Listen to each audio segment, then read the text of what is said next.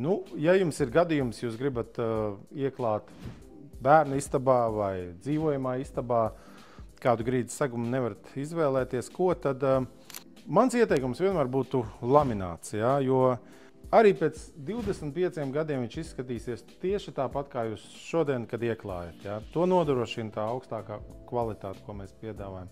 Un viņš ir arī 100% koka produkts. Ja. Viņam nav emisijas, viņš ir dabīgs, viņš ir ekoloģiski tīrs, ir visi certifikāti vajadzīgie. Tas būs lamināts. Ar parketu vienmēr atcerieties, ka tas būs rūpes, pamatīgs darbs ar viņu, un nav zināms, vai pēc 5 gadiem viņš izskatīsies tieši tāpat, kā izskatīsies šodien. Ja.